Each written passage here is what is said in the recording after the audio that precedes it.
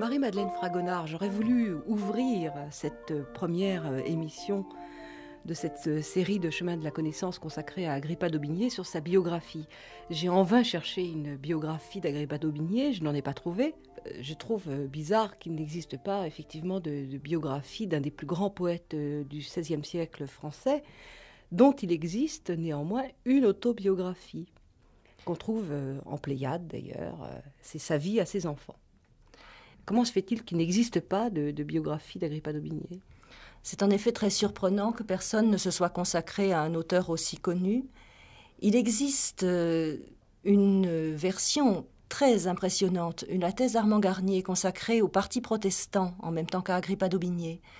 Dans ce monument de recherche érudite, Agrippa d'Aubigné disparaît au profit du récit des intrigues, des batailles, du parti. Et c'est vrai que personne n'a pris encore le temps de rassembler tout ce qu'il faudrait en se consacrant uniquement à la vie d'un auteur pourtant illustre. Un des poètes les plus connus et aussi connu pour avoir été le grand-père de Madame de Maintenon, ce qu'il aurait certainement renié avec beaucoup d'énergie. Partons de cette autobiographie. Elle a été écrite à Genève à la fin de la vie d'Agrippa d'Aubigné. Oui, Agrippa d'Aubigné a sacrifié à ce qui devenait un rituel au début du XVIIe, laissé à ses enfants un souvenir de lui-même, une version de sa vie qui soit, pour eux, un témoignage qui dure plus que lui. Il a à peu près 75 ans lorsqu'il écrit. On ne peut pas dater exactement la date d'écriture. 1628, 1625, 28. Dans la mesure où nous avons un document terminé, on ne peut pas savoir s'il a rajouté des épisodes en intégrant les dernières péripéties, par exemple les allusions à la guerre qui se déclenche autour de La Rochelle en 27. Oui. Et par conséquent, on est sûr que c'est tardif et qu'il s'agit bien là d'un dernier témoignage apporté de toute son action. Alors, quel portrait est-ce qu'on peut dresser d'Agrippa d'Aubigné à travers ce texte ? Il y a ce qu'il dit et ce qu'on pourrait dire à propos de ces premiers textes. Il faut d'abord dire que l'autobiographie qu'il a rédigée privilégie certains passages ou certains aspects de sa vie. Il a raconté la partie franchement militaire de son activité dans l'histoire universelle, où il s'est souvent mis en scène en train de charger héroïquement dans la plupart des batailles, en se donnant le beau rôle, bien sûr. Donc sa biographie militaire. Donc sa biographie militaire, il l'a passée hardiment au stade historique. Sa biographie personnelle, il l'a en quelque sorte centrée sur 3 moments ou 3 thèmes principaux. Sur sa jeunesse, qu'il détaille très précisément. Sur son grand âge et ses activités après 1620, qu'il détaille également très précisément. Entre deux, ce qui ressort le plus, dans la mesure où, justement, toute sa vie a été consacrée au combat, donc où il ne la raconte pas ces épisodes-là, ce qui ressort le plus, c'est ses relations tumultueuses avec Henri de Navarre, puis Henri IV, après l'accession d'Henri de Navarre. Relation passionnelle. Relation passionnelle ô combien, puisqu'il passe le temps à rompre et à se réconcilier. Le roi, dit-il, passe aussi le temps à penser à se débarrasser d'un être aussi encombrant et perpétuellement grognon qui lui fait des reproches de tout. Alors, on pourrait commencer par les premières lignes de cette autobiographie. Théodore d'Agrippa d'Aubigné, fils de Jean d'Aubigné, seigneur de Brie en Saintonge, et de demoiselle Catherine de l'Étang, naquit en l'hôtel Saint-Maury, près de Pons, l'an 1551, le 8 de février. Sa mère morte en accouchant, et avec telle extrémité que les médecins proposèrent le choix de mort pour la mère ou pour l'enfant. Il fut nommé Agrippa, comme Agrippartus, et puis nourri en enfance hors la maison du père, puisque ensuite, effectivement, le père se remarie et qu'il ne veut pas que l'enfant assiste, au fond, à ce qui se passe entre cette femme et lui-même. Alors, ce texte-là est ce qu'on appelle un texte fondateur, qui fait la joie des interprétations psychanalytiques, bien sûr, puisque ce récit qui s'ouvre très normalement sur un récit de naissance, apparition du héros, est aussi en même temps la scène la plus dramatique qu'on trouve à l'intérieur de cette autobiographie. Les grands récits de massacre à côté possèdent certainement une moindre portée passionnelle. Ce récit de la mort de la mère est un récit qui informe ensuite toute une série d'autres épisodes, d'apparitions par exemple d'une dame blanche au chevet de l'enfant malade, d'images dans les tragiques où le corps maternel est souvent dépecé par les enfants, mis à mal, mis en sang, Il est vrai que pour d'Aubigné, ce sont des images qui structurent l'ensemble du poème. Il ne les invente pas, mais il les utilise pour en faire son monde particulier.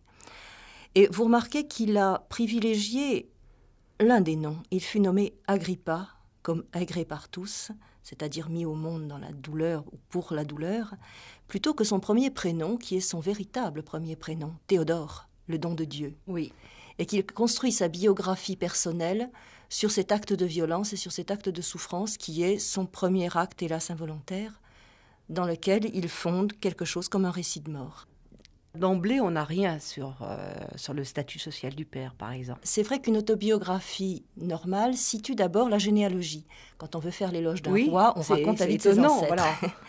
Et d'Aubigné ne raconte pas la vie de ses ancêtres, au-delà le père, au-delà, oui, de ses parents les plus immédiats, parce que, assez probablement, il n'a pas lieu de se vanter de cette généalogie qui n'a rien de noble. Il nomme son père seigneur de Brie-en-Saintonge parce qu'il y a effectivement une petite seigneurie. Ça ne lui fait pas une noblesse d'origine, ni une belle et bonne noblesse d'épée, quoi qu'il en dise par la suite.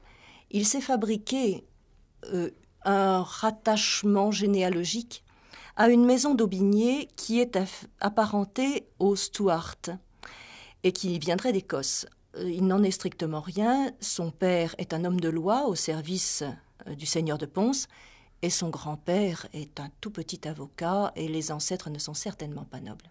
Donc dans cette autobiographie, il y a à la fois des éléments de fiction et des contresens, et des trous. Il y a des éléments de fiction, il y a des contresens tout à fait volontaires de sa part, et des trous tout à fait volontaires aussi.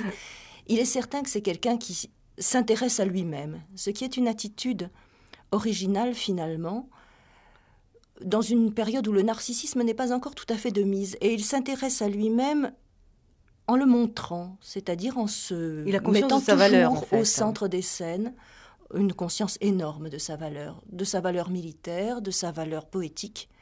Et c'est quelqu'un d'assez immodeste, il faut bien l'avouer, et qui, d'ailleurs, ne dissimule pas ce qu'il doit lorsqu'il doit quelque chose, mais aime se mettre en scène. Et aime rêver autour d'une encore plus belle mise en scène où il se donnerait des comparaisons plus flatteuses. Il aime beaucoup se retrouver dans des héros. Dès la première page, on apprend qu'à 8 ans et demi, le père mena son fils à Paris et, en le passant par Amboise, un jour de foire, il vit les têtes de ses compagnons d'Amboise, encore reconnaissables au bout d'une potence. Et il fut tellement ému qu'entre 7 et 8 000 personnes, il s'écria « Ils ont décapité la France, les bourreaux ». Donc, voilà, on peut dire qu'on assiste là à deux scènes primitives, comme on dit chez Freud. La première dont nous avons parlé, qui est donc la mort de la mère, et puis donc cette décapitation qui a marqué Agrippa d'Aubigné incontestablement. C'est une scène qui fera de lui, au fond, le témoin des massacres pour le restant de sa vie. C'est la première scène de massacre à laquelle il assiste. Il faut dire, pour restituer tout à fait l'ambiance, que cette conjuration d'Amboise, son père en a fait partie. Et Jean d'Aubigné n'a été sauvé que par sa présence d'esprit in extremis. Il aurait pu faire partie des décapités d'Amboise. Et lorsque le père rencontre sur les créneaux d'Amboise la tête de ses compagnons, c'est bien des amis et des co-conjurés qu'il rencontre. C'est sa propre image, en quelque sorte. Et ce qu'il y a d'important, c'est qu'il lègue au fils la tâche que lui-même n'a pas remplie complètement, c'est-à-dire cette tâche d'œuvrer pour le salut du parti protestant, fût-ce au prix de certaines révoltes contre son roi, et il lègue effectivement une mission. Le fils ayant piqué près du père pour avoir vu à son visage une émotion non accoutumée, il lui mit la main sur sa tête en disant « Mon enfant, il ne faut pas que ta tête soit épargnée après la mienne pour venger ces chefs pleins d'honneur. Si tu t'y épargnes, tu auras ma malédiction. » C'est donc une véritable mission. Terrible. C'est une phrase terrible. Et jusqu'aux 78 ans que dure la vie d'Agrippa d'Aubigné, elle sera consacrée, peut-être pas toujours à venger le sort des morts d'Amboise, mais à une lutte pour le parti dans laquelle il ne s'épargnera pas. C'est tout de même quelqu'un qui se flatte pour sa fin de vie d'avoir encouru 4 condamnations à mort pour son propre compte. Puisque vous disiez tout à l'heure qu'au fond, il était très conscient de sa propre valeur, quelle place est-ce que son œuvre tient dans l'autobiographie, justement ? Dans l'autobiographie même, son œuvre tient très peu de place. Il y a de très belles scènes où il charge en ayant au bras un bracelet de sa maîtresse. L'anecdote là ne passe pas dans l'histoire universelle. Et où il protège le bracelet plutôt que sa vie. Il y a donc cet aspect de compagnonnage tumultueux avec Henri IV. Et puis il y a enfin l'autre rôle qu'il aime beaucoup, celui de défenseur dans les assemblées politiques d'une ligne politique ferme de résistance au nom du parti protestant contre la volonté un peu empiétante du pouvoir royal qui aimerait bien calmer les protestants. Et c'est ces deux rôles-là qu'il s'est donné dans l'autobiographie. L'œuvre, on ne la voit que très marginalement lorsqu'il dit qu'il va léguer des papiers et qu'on les retrouvera, ou lorsqu'il évoque la première scène d'écriture des tragiques après la bataille de Casteljaloux, lorsque blessé, il a d'une part des loisirs, mais d'autre part aussi une sorte de fièvre et de vision qui le met en état d'une écriture violente, comme celle des tragiques. Le récit, par contre, de la création même de ces textes, il l'a toujours annexé au texte, dans les préfaces ou dans les passages même à l'intérieur des récits des tragiques, où certaines scènes peuvent être autobiographiques. Donc c'est une biographie dans laquelle il raconte à la fois ses prouesses militaires, mais aussi ses amours, avec Diane, d'une part, l'histoire du bracelet, et puis ces amours, on pourrait appeler ça, cet amour bizarre, passionné, névrotique, avec Henri de Navarre. Tout à fait, c'est même Henri de Navarre qui tient de très loin la plus grande place. Oui. Je glisserai néanmoins une chose intéressante, c'est qu'il y a d'autres amours. Il y a son épouse, Suzanne de Lezay, oui, qui tient une place intéressante parce que dans un siècle où il n'était pas du tout de coutume de se marier par amour, le mariage d'Agrippa d'Aubigné est un mariage d'amour effectif. Et c'est Suzanne de Lezay qui apporte à d'Aubigné la véritable lignée noble dont il manque un tout petit peu, les alliances, les apparentements, voire même quelques fragments de terre qui font qu'après le mariage avec Suzanne de Lezay, il acquiert ce standing social qu'il n'aurait pas eu autrement. Et il obtient Suzanne grâce à Henri de Navarre. C'est la recommandation du roi de Navarre qui lui conquiert la femme qu'il aime, qu'il n'aurait pas eu autrement. Alors évidemment, on se doute des raisons pour lesquelles il y a eu ce rapport à la fois fasciné et en même temps de détestation pour Henri IV. Il est vrai que leurs relations sont difficiles dès l'origine, dans la mesure où d'Aubigné n'est pas un politique. Ça n'est pas non plus quelqu'un qui aime transiger. Or, forcément, le roi de Navarre a une mission religieuse, mais aussi une mission politique qu'il ne peut pas négliger. Et principalement à partir de 1585, lorsque Henri de Navarre, tout rebelle à son roi, devient l'héritier du royaume. L'attitude d'Henri de Navarre porte à la négociation, porte à l'accommodement. Henri de Navarre accueille des catholiques à sa cour, se fait le roi d'un parti de la réconciliation. Et pour d'Aubigné, la réconciliation nationale, certes, est un bon objectif, mais pas au prix de ce qui va être pourtant bien le prix de la réconciliation, c'est-à-dire un édit de tolérance sur la religion protestante qui est très inférieur aux édits de Charles IX. On célèbre toujours l'édit de Nantes comme un grand moment de la réconciliation. Oui. En fait, il est en retrait sur les édits de Charles IX et d'Henri III. Alors, à la fois parce qu'il aime vraiment Henri de Navarre et parce qu'il aime vraiment le parti en lutte, il ne peut que lui reprocher ce choix d'une réconciliation fondée sur, en fait, le catholicisme. Et il est sûr, lorsqu'il voit son roi vraiment renier la foi protestante, que ce qui va arriver au roi est un avenir de mort. Il dit avoir prophétisé la mort d'Henri IV dès lors que ce reniement avait eu lieu. C'est-à-dire que pour lui, les choses sont jugées. Elles sont jugées pour deux raisons. D'abord parce qu'en calviniste intransigeant sur ce point, il croit à la prédestination, c'est-à-dire qu'il y a une conduite donnée dès l'origine, que les gens sont sauvés ou mauvais dès avant la création du monde, donc oui, que tout est déjà joué. Et d'autre part, effectivement, il ne croit pas aux attitudes de compromis. On a parlé tout à l'heure, Marie-Madeleine Fragonard, au fond de l'absence de l'œuvre dans l'autobiographie d'Agrippa d'Aubigné. Il en parle très peu. Et dans sa vie réelle, quelle place tient son œuvre ? Sa vie est une vie en alternative. Il faut voir qu'à l'époque, on ne se bat quand même que pendant l'été. Cela veut dire que pendant l'hiver, on peut écrire. Toute la vie culturelle se réfugie nécessairement à partir de la période automnale jusqu'au printemps. On reprend la guerre au printemps. Il a donc en fait du temps. Lorsqu'il se décrit sur les champs de bataille en train d'écrire, Il faut sans doute rectifier un petit peu l'image. Cela veut dire qu'il écrit même pendant les périodes militaires, ce qui surprend tout le monde, et qu'il promène ses papiers dans les situations les plus étranges. Mais cela veut dire qu'il a quand même le temps de la mettre au net, et puis aussi il faut bien voir qu'il a eu 40 ans pour l'écrire. Mais les bonnes périodes pleines se situent évidemment à la fin des guerres, c'est-à-dire à partir de 1600. Là, il a une période où il écrit simultanément, donc des morceaux des tragiques, toute l'histoire universelle, ces 3 volumes in folio, les pamphlets, 2 pamphlets, qui ne seront terminés pour le second qu'en 1630. C'est un pamphlet en 4 livres, Les aventures du baron de Feneste, extrêmement drôle. Il écrit des méditations sur les psaumes. Il a écrit dans sa jeunesse pour Diane les poèmes du printemps, qui sont des poèmes amoureux d'une extrême violence.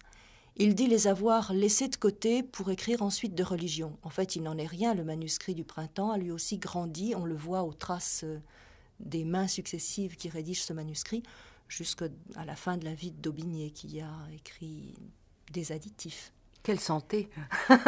Redoutable. Redoutable si vous ajoutez que, donc, tout en écrivant cette fin d'autobiographie, il a donc plus de 70 ans pour le moins. Il parle encore de repartir en guerre comme maréchal de camp dans les débuts de la guerre de 30 ans. Il est au moins en 1621 en négociation avec Mansfeld pour redevenir maréchal de camp. Si vous ajoutez qu'à cette époque, on ne se promène pas à cheval sans armure, vous penserez qu'il a effectivement une santé terrifiante. Et il se remarie simultanément. C'est effectivement un patriarche assez terrible. Et c'est certainement son image favorite, le grand vieillard inspiré. Ce qui devait lui venir un petit peu d'une imagerie des prophètes de l'Ancien Testament. Oui. Et beaucoup de son propre comportement, un peu envahissant peut-être pour ses proches, mais qui pour lui fait de lui une mythologie vivante.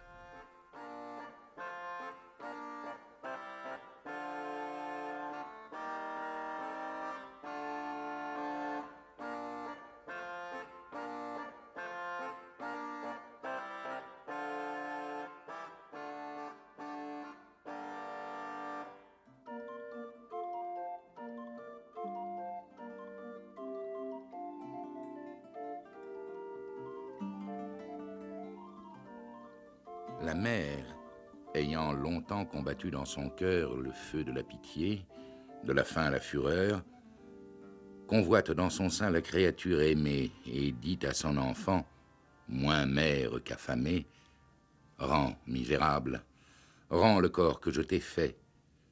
Ton sang retournera où tu as pris le lait. Au sein qui t'allaitait, rentre contre nature. Ce sein qui t'a nourri sera ta sépulture. » La main tremble en tirant le funeste couteau. Quand pour sacrifier de son ventre l'agneau, des pouces elle étreint la gorge, qui gazouille quelques mots sans accent croyant qu'on la chatouille. Sur l'effroyable coup le cœur se refroidit. 2 fois le fer échappe à la main qui raidit. C'était un petit passage bien connu des tragiques qui donne une idée parfaite de la cruauté du texte. C'est une mère qui sacrifie son enfant, thème récurrent chez d'Aubigné, dont la naissance, comme on sait, a causé la mort de sa propre mère. On parle beaucoup des tragiques, qui est l'œuvre centrale d'Agrippa d'Aubigné. Il a mis 40 ans à l'écrire. Mais on parle peu, cependant, de l'aspect très sanguinaire de ce long poème, Franck Lestringant. C'est un côté qui dérange sans doute, et c'est pour ça qu'on le minimise. Enfin, ce côté évidemment prédominant dans les tragiques, dont le titre même renvoie à l'univers de la tragédie antique, essentiellement à Sénèque, où chez Sénèque, vous avez des personnages de mères sanguinaires. Enfin, je pense à Médée. Le protestant du XVIe siècle est pris entre un double impératif contradictoire, obéir à son roi, mais aussi obéir à Dieu, obéir à la patrie, défendre la patrie, mais en même temps se révolter contre elle pour obéir à l'Église invisible de Christ, dont il est l'un des membres. Donc on a une sorte de choix spirituel très difficile, de choix ontologiques pratiquement impossibles à effectuer, sinon en condamnant la mère, en la refusant, et en stigmatisant ce sang maternel qui reflue de toutes parts. Il y a tout l'arrière-plan théologique qui tout d'un coup vient se greffer sur cette rhétorique. Oui, je crois que c'est comme ça c'est de cette manière-là, en ramenant, enfin, en mettant d'Aubigné en perspective, donc avec tout le débat, toute la controverse théologique de son temps, qu'on peut comprendre ces images de violence. Bien sûr, l'époque contemporaine des guerres de religion est une période de violence, une période où la violence est quotidienne, où les supplices se font en public, où l'on voit des enfants très jeunes parfois lapidés. C'est une chose très commune que les chroniqueurs nous ont rappelé. Mais il y a aussi un enjeu théologique qui est la pureté de la religion, qui est la pureté même de cette religion qu'on veut réformer. L'idée de réforme, il faut la prendre au sens étymologique, c'est une refonte de la religion, on la ramène à sa pureté originelle, à la pureté du temps des apôtres, mais il s'agit aussi de la débarrasser de toute souillure, de toute impureté, et notamment de ce sang qui l'encombrait avant la venue du Christ. Le sacrifice du Christ sur la croix a racheté l'humanité de cette contrainte sacrificielle qui était la sienne auparavant, et à partir du moment où ce sacrifice rachète tous les autres, dispense l'humanité de tous les autres, le sacrifice n'a plus lieu d'être. Or, que se passe-t-il au XVIe siècle ? La proclamation donc, de cet évangile, la proclamation de cette réforme d'une religion sans tache, d'une religion blanche, si l'on veut, sans trace de sang, où l'Eucharistie n'est plus un sacrifice, mais simplement un symbole ou une commémoration, eh bien cette religion va entraîner, par une sorte de choc en retour, une violence qu'on peut qualifier de sacrificielle, où les protestants vont servir d'hosties, vont servir de victimes, donc des masses catholiques déchaînées. Donc les martyrs huguenots sont des hosties vivantes, en quelque sorte. Oui, alors évidemment, ce n'est pas le point de vue des catholiques, bien sûr. Les catholiques et les enfants dont je parlais... Pour d'Aubigné, en tout cas. Pour d'Aubigné, oui, pour d'Aubigné, pour les protestants... Pour les protestants, évidemment, ont beaucoup de problèmes avec ces martyrs. Ces 800 martyrs, ils en dénombrent 800 au cours des guerres de religion. Que faire de ces martyrs dont le sang crie jusqu'à Dieu ? Alors bien sûr, ce sacrifice est légitime, mais ces martyrs sont morts en témoignant. Alors on va insister d'une part, la première façon de récupérer sans doute ces martyrs, c'est d'insister sur leurs paroles. Ce sont des corps parlants, des corps écrits en quelque sorte. Alors le détail tout à fait macabre des supplices est racheté en quelque sorte par cette parole que les martyrs prononcent au moment de mourir, en général sur le bûcher et devant une foule nombreuse. Donc le martyr est au sens étymologique un témoin, et il témoigne jusqu'au bout de sa vérité. C'est ça qui distingue d'ailleurs le martyr des victimes en général des guerres de religion qui ne sont pas forcément des martyrs. Le martyr, c'est celui qui porte témoignage, qui profère la parole jusqu'à la dernière extrémité. Et d'Aubigné, à plusieurs reprises, aussi bien dans les tragiques que dans ses écrits politiques ou historiques, insiste sur ce trait distinctif du martyr. Alors on peut dire qu'effectivement il y a le sens étymologique, mais il y a aussi le sens historique, parce que les martyrs protestants se prennent pour les premiers martyrs victimes des paganistes nouveaux que sont devenus les catholiques. Tout à fait. On se situe donc dans une perspective cyclique de l'histoire, et l'histoire donc de la réforme, l'histoire de l'Église réformée du XVIe siècle, répète l'histoire de l'Église primitive au temps de Néron, de Caligula et des premières persécutions qui ont visé les chrétiens. Et alors il y a un parallèle qui est systématiquement poursuivi entre les martyrs des premiers temps et les martyrs donc de la Renaissance, les martyrs de la Réforme. Il s'agit au fond de réécrire l'histoire. Oui, c'est une réécriture de l'histoire, une répétition aussi, puisqu'on retrouve, en même temps qu'on retrouve l'Église primitive, c'est le rêve de la Réforme, de retrouver cette pureté évangélique, cette pureté de l'Église du temps des apôtres, on retrouve aussi tout ce cortège sanglant qui a accompagné la propagation de l'Évangile au temps des derniers empereurs de Rome. Et donc on s'attaque par la même occasion, au fond, à tous les dogmes catholiques, c'est-à-dire donc l'Eucharistie. On vient de le signaler, peut-être qu'on pourrait reprendre d'ailleurs ce thème et le creuser un peu, et puis le baptême du sang bien sûr, et puis tous les grands dogmes quoi. Alors le dogme, effectivement, le dogme principal, la pierre d'achoppement en quelque sorte entre catholiques et protestants, c'est bien sûr le dogme eucharistique. C'est vraiment la ligne de fracture, ça trace une ligne de fracture absolument décisive et insurmontable. C'est vraiment sur ce point-là que les deux religions finalement, puisque ce sont deux religions à partir de ce moment-là, se séparent, les protestants refusant donc l'actualité du sacrifice, enfin, ou plutôt le sacrifice du Christ continue de valoir aujourd'hui et pour toujours. Il n'y a donc pas à répéter, à resacrifier, comme dit d'Aubigné, Jésus-Christ à chaque messe. Alors que pour les catholiques, ce retour en quelque sorte, cette représentation qui n'est pas seulement une représentation, mais cette répétition du sacrifice dans la messe est un sacrifice, est une sorte d'urgence. Pour les catholiques, le sacré irrigue les choses et le sacré est présent. Pour les protestants, pour les calvinistes du moins, parce qu'il faut différencier entre calvinistes, luthériens, zwingliens, Pour les calvinistes, qui sont donc en majorité en France, le sacré est renvoyé au ciel en quelque sorte, et la célébration de la scène, qui garde sa valeur sacrée, éloigne complètement le sang de l'église et de la table de l'autel. Hein. Sur la table de la scène, il n'y a plus que du pain et du vin, il n'y a plus le corps et le sang du Christ. Le corps et le sang du Christ sont au plus haut ciel, comme dit Théodore de Bèze, et ils ne redescendent plus donc ponctuellement sur la table de communion. Et ce qui fonde l'appartenance des membres de l'Église au corps du Christ, c'est une communion purement spirituelle et non plus charnelle, par l'entremise donc de ces intermédiaires, de ces médiums, en quelque sorte, si vous me permettez l'expression, que sont le pain et le vin métamorphosés en chair et sang du Christ. Concrètement, chez Agrippa d'Aubigné, par quel tour de passe-passe rhétorique est-ce qu'on en arrive à rationaliser cet innommable ? Alors, le premier élément, comme je l'ai dit très rapidement tout à l'heure, c'est bien sûr de faire parler ces victimes, hein, de faire parler ces martyrs, et en parlant, ces martyrs donnent sens à leur supplice. Alors souvent, il y a un jeu de mots d'ailleurs, où il y a des jeux de scène qui permettent de rattacher ce sens élevé, ce sens transcendant, à l'horrible spectacle qui est en train de se dérouler. Par exemple, on voit un Anglais qui s'appelle Thomas Hawkes, il lève les bras haut, et ses bras ne sont plus que des os au moment où il les porte vers le ciel. Donc par le jeu de l'homonymie, par une sorte de calembour, hein, on a O qui rime avec O et avec les os qui sont complètement dénudés à blanc, que le martyr élève vers le ciel. Donc c'est un des moyens par lesquels on arrive à sublimer le spectacle parfaitement horrible, parfaitement macabre des apparences, en relevant le plus haut sens. Et c'est dans le martyr, justement dans le spectacle, dans le récit de martyr, que la communion et la communication s'installent immédiatement entre la terre et le ciel. Il y a un très beau passage des tragiques dans le livre des Feux. Le livre des Feux est le livre central des tragiques, celui vers qui tout converge dans cet édifice gigantesque. Dans le livre des Feux, il y a un passage tout à fait remarquable où l'on voit les martyrs illuminés au moment de leur mort. Ils sont donc sur le bûcher, ils sont en train de périr par le feu, et leur face resplendit. Ils ont une nouvelle jeunesse. Au moment de mourir, ils sont régénérés par le feu. Et dans leur face brille l'éclat du soleil qu'ils sont en train de voir. Et d'Aubigné compare ces visages de martyrs à des lunes. Ce sont des lunes qui reflètent, qui empruntent leur clarté au soleil qu'ils ont déjà en face d'eux.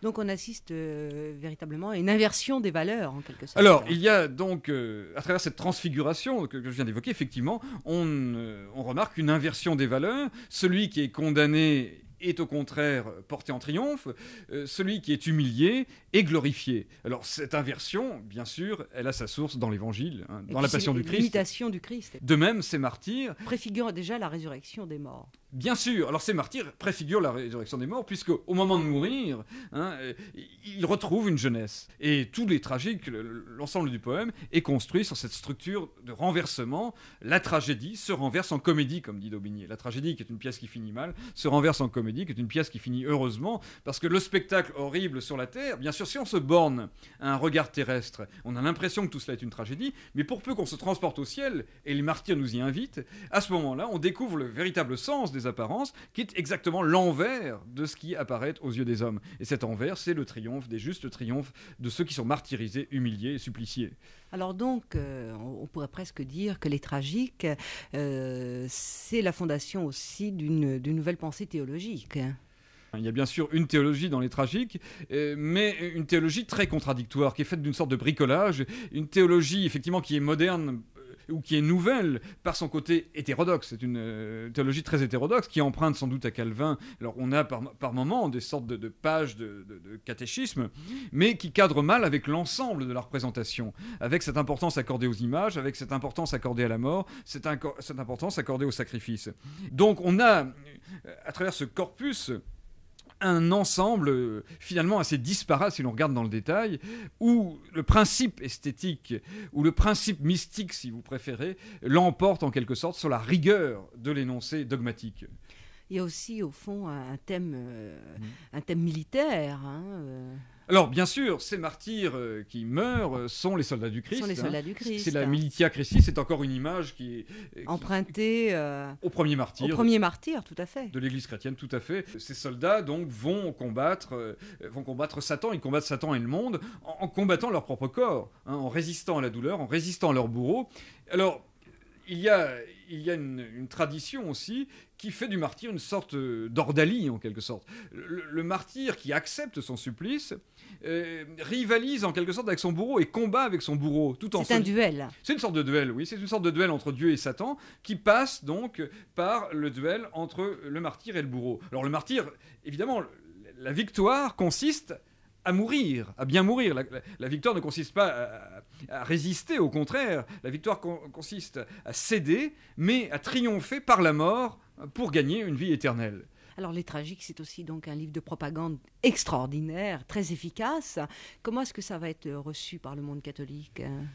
Écoutez, alors ça se veut efficace, bien sûr, mais on peut se demander si ça n'est pas réservé plutôt aux protestants, en priorité. Oui. Seuls les protestants, et une partie seulement des protestants, peuvent recevoir un message aussi violent, aussi extrémiste, aussi impérieux. Daubigné est quand même quelqu'un de relativement isolé dans son camp même. Il fait partie de ce qu'on appelle les fermes, opposés aux modérés, opposés à ceux qui sont prêts à faire la paix avec les catholiques. Donc après même la conversion d'Henri IV, surtout après la conversion d'Henri IV, après le retour de la paix dans le royaume, Daubigné continue à vouloir militer pour l'avènement donc de l'évangile en ce monde. C'est vraiment un extrémiste, et il occupe dans son parti ce qu'on appellerait aujourd'hui l'extrême gauche, si vous voulez. Hein. C'est quelqu'un de radical, quelqu'un qui est fondamentalement intolérant.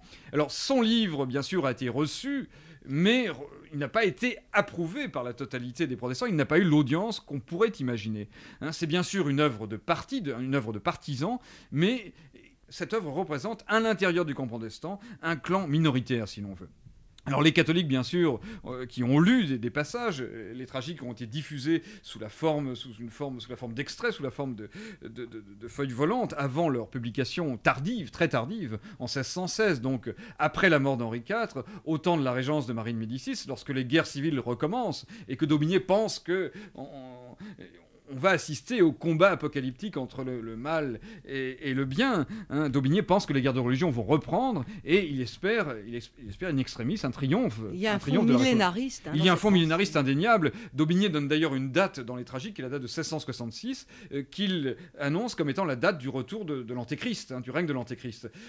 Donc c'est 50 ans, exactement 50 ans après la publication des Tragiques, l'Antéchrist doit venir et doivent se livrer les combats de l'Apocalypse.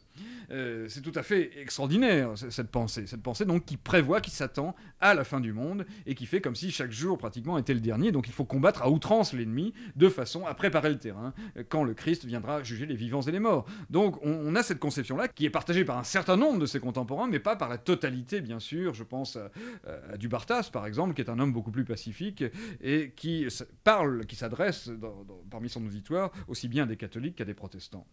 Donc il y a chez Daubigné une urgence apocalyptique qui éloigne nécessairement de lui une grande partie de son auditoire potentiel. Mais on peut dire aussi que son œuvre a tout de même été reçue, mais elle a été reçue dans la mesure même où elle pouvait être reçue. Dans une mesure assez étroite, Daubigné dit d'emblée qu'il n'écrit pas pour plaire à un public, mais pour déplaire. Son livre doit déplaire, il doit choquer. Et l'esthétique de Daubigné est une esthétique du choc, une esthétique de la violence verbale, une esthétique de la discordance aussi. Hein, on ne peut même pas parler de concordia discors, d'accords discordants. C'est une poétique du mauvais goût, d'un mauvais goût souvent recherché, qui par là même essaye de délivrer un message. C'est la litanie des boucheries. Voilà, alors il y a tout le livre des feux qui est une litanie de supplices tous plus horribles les uns que les autres. Il y a tout à fait, le livre des fers qui suit la période des feux, qui représente donc la litanie des massacres et des batailles au temps des guerres de religion, et cela produit une impression de dégoût, mais alors à travers ce dégoût, Daubigné essaye d'atteindre, et parvient à atteindre, un point sublime qui est situé au-delà de l'histoire, au-delà de l'humanité. En fait, il n'y a pas en soi un goût du sublime, un goût du morbide, un goût du laid, mais cette laideur, ce choc qu'on projette, cette laideur du monde qu'on projette à la face du lecteur, est destinée à le conduire au-delà des apparences, vers un point sublime. Et je crois que le martyr, pour en revenir au martyr, est tout à fait symptomatique, parce que derrière ce qui nous apparaît comme une boucherie ou un supplice, on arrive à un degré de sublimité absolue.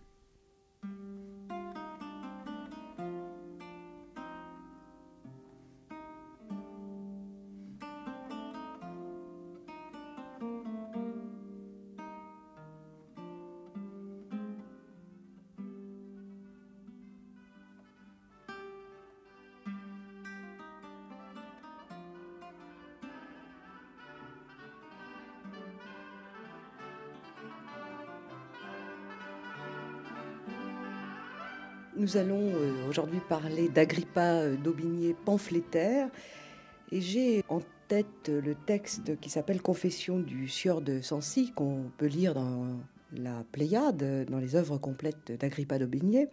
Et c'est un texte truculent qui donne une idée de la verve et même de la méchanceté d'Agrippa d'Aubigné pamphlétaire. Alors, c'est un aspect de l'œuvre très méconnu. Mais avant de rentrer dans le nerf du texte, il faudrait définir, si vous voulez bien, Gilbert Schrenk, la notion de pamphlet et sa place au XVIe siècle. Alors, est-ce que ce mot a la même signification qu'aujourd'hui? Et puis, est-ce courant, au fond, d'écrire des pamphlets à l'époque? Oui, la notion de pamphlet au XVIe siècle même est une notion extrêmement mouvante et extrêmement complexe. Sur l'origine du mot, les chercheurs ne sont pas du tout tombés d'accord pour en donner une bonne définition. Toujours est-il que le mot apparaît assez tardivement dans l'histoire de la langue française, notamment à partir du XIXe siècle et de nos jours. Au XVIe siècle, ce mot n'existe pas. La terminologie est beaucoup plus floue, beaucoup plus complexe, comme je le disais, et les termes que l'on emploie sont généralement des termes extrêmement vagues, comme le terme de libelle, qui désigne simplement un petit livre. On emploie aussi le terme plus général de pasquille, qui est un écrit que l'on affichait à des statues à Rome. On appelle aussi ce genre sous le terme d'écrit diffamatoire, ce qui est beaucoup plus précis. Tout à fait. Et d'une manière plus générale, je pense qu'on l'associe encore très étroitement à la notion de la satire elle-même en tant que genre. Et si l'on retient ce terme de satire ou d'écrit satirique, c'est qu'il y a très probablement là l'héritage qui nous vient de l'Antiquité, notamment à travers les satires de Juvénal ou les satires d'Horace, qui connaissent un sort tout à fait exceptionnel au XVIe siècle. Alors, si la terminologie est floue, on peut cependant essayer de le déterminer d'une façon un petit peu plus précise. Oui. Et l'on peut dire que le pamphlet se caractérise essentiellement par sa forme qui est une forme brève. Évidemment, il y a des pamphlets longs, mais d'une façon générale, le pamphlet est extrêmement bref. Il peut être rédigé soit en prose, soit en vers, ou les deux à la fois. Nous rejoignons là un peu la tradition de la satire, qui est une espèce de mélange des genres et des formes. Il est généralement anonyme. Et puisque nous évoquons Agrippa d'Aubigné, il ne faudrait pas oublier que les tragiques que l'on peut ranger dans la catégorie de la littérature pamphlétaire, les tragiques ont paru en 1616 d'une façon anonyme, ce qui prouvait bien que c'était une littérature extrêmement dangereuse pour le pouvoir, interdite pour le pouvoir en place. Donc l'élément de la brièveté qui est fondamental. À cela, il faudrait peut-être ajouter aussi que le pamphlet est un écrit particulièrement ciblé. C'est-à-dire qu'il cherche en permanence à dénoncer des objectifs extrêmement précis, objectifs qui peuvent être un homme en particulier, un prince, un grand seigneur, un roi, Henri III, Henri IV, Catherine de Médicis. On peut également dénoncer un groupe d'hommes, par exemple le Parti catholique, le Parti ligueur, ou d'autres groupuscules de pensée qui sont opposés à celui qui écrit. Et bien sûr, le pamphlet agresse également des institutions en tant que telles, notamment la religion catholique, du point de vue du Parti protestant. Alors, moi, j'avais donc en tête, en démarrant cette conversation, ce texte qui s'appelle Confession du sieur de Sancy. Et puis, vous venez d'évoquer les tragiques. C'est bizarre. Alors, quelle est la place du pamphlet dans l'œuvre d'Agrippa d'Aubigné? Parce que j'ai l'impression que, pour vous, chez Agrippa d'Aubigné, tout est pamphlet. Oui, il est normal que lorsque l'on pense à Agrippa d'Aubigné, on pense automatiquement à la grande œuvre qui a traversé les époques jusqu'à notre temps, qui sont les tragiques. Mais il est tout à fait clair que d'Aubigné a produit une œuvre tout à fait considérable, beaucoup moins connue, et notamment la fameuse Confession du sieur de Sancy, qui est un pamphlet véritable. Il faudrait peut-être citer également dans cette immense production albinéenne l'existence d'une autre œuvre considérable qui est l'histoire universelle.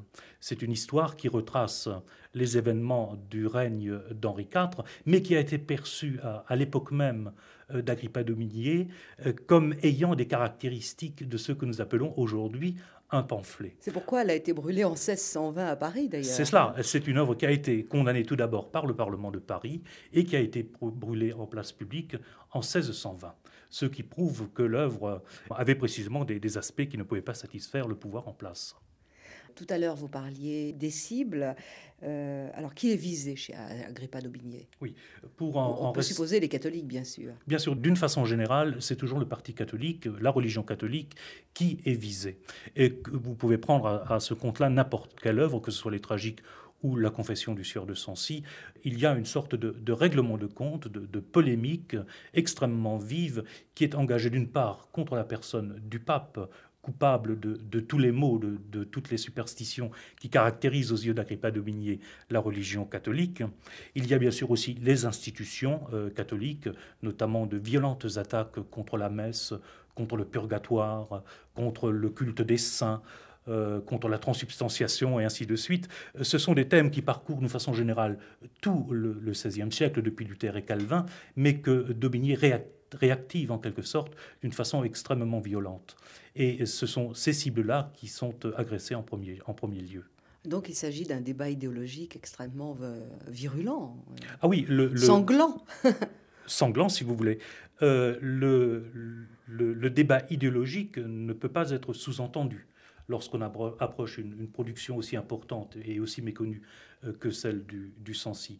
Et je pense que par idéologie, il faudrait comprendre les prises de position individuelles d'Agrippa d'Aubigné, mais aussi les prises de position au nom du groupe qu'il représente, des prises de position qui prennent en charge à la fois sa pensée politique de protestant et bien sûr sa pensée religieuse, puisque la religion comme la politique sont tout à fait inséparables. Au XVIe siècle, l'un ne peut pas se penser sans l'autre. Alors, on pourrait peut-être, si vous voulez bien, Gilbert Schrenk, parler un peu des formes littéraires que prennent les pamphlets chez Agrippa d'Aubigné. Alors, il y a des contes satiriques, des dialogues, des parodies, toutes les formes, au fond, du comique et du ridicule. Et ça forme, au fond, une œuvre extrêmement cinglante, et comme on disait tout à l'heure, même sanglante. On pense évidemment toujours à ces confessions du sieur de Sancy. Et puis il y a aussi des textes visant les maîtresses du roi, textes qui sont d'une violence vraiment extrême. Enfin. Oui, la confession du sieur de Sancy, pour reprendre les termes mêmes d'Agrippa d'Aubigné qui la caractérise, est une sorte de marqueterie.